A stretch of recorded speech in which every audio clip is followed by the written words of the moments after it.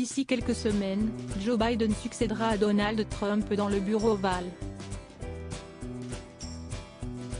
Il aura à ses côtés la nouvelle première dame du pays, Jill Biden, déjà pressentie pour faire souffler un vent de renouveau au sein de la Maison-Blanche. À 69 ans, Jill Biden, aussi appelée Dr. Jill Biden, en raison de son titre universitaire, continuera d'exercer son métier de professeur d'anglais au Northern Virginia Community College. Celle qui ne s'était pas dispensée de donner des cours durant les 8 années où Joe Biden était vice-président de Barack Obama, devrait donc devenir la première First Lady des États-Unis à conserver son emploi, souligne le Guardian. Du jamais vu chez les premières dames du pays qui, jusqu'à présent, abandonnaient leur carrière pour mieux seconder leur mari. Jill Biden va pulvériser le plafond de verre, annonce le journal britannique. Une décision d'autant plus novatrice qu'elle contraste avec celle prise par le mari de la future vice-présidente, Kamala Harris.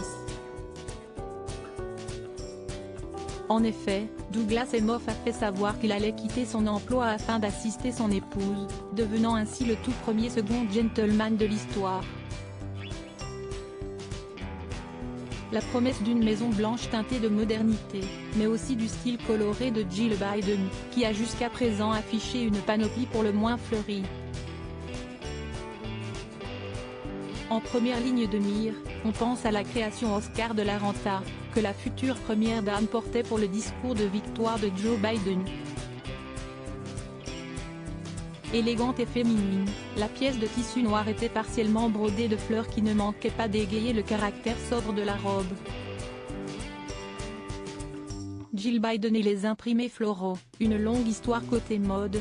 Jill Biden n'était pas à sa première manifestation champêtre. Le 22 octobre dernier, déjà, lors du dernier débat opposant de Joe Biden à Donald Trump, l'enseignante avait jeté son dévolu sur un modèle fleuri de Dolce & Gabbana, tout comme le 5 octobre, pendant un rassemblement pro-Biden lors duquel elle portait une robe blanche à manches longues flanquée de larges fleurs. Son engouement pour les imprimés floraux remonte d'ailleurs à bien avant la campagne présidentielle puisqu'elle s'affichait déjà dans des tenues à motifs bucoliques, comme lors d'une conférence de presse pour parler de son livre en mai 2019. Et quand ce ne sont pas ces robes qui fleurissent, ce sont tout bonnement ces masques.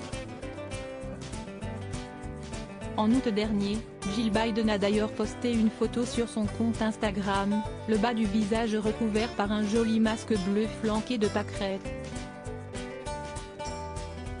La fine fleur du style, en somme.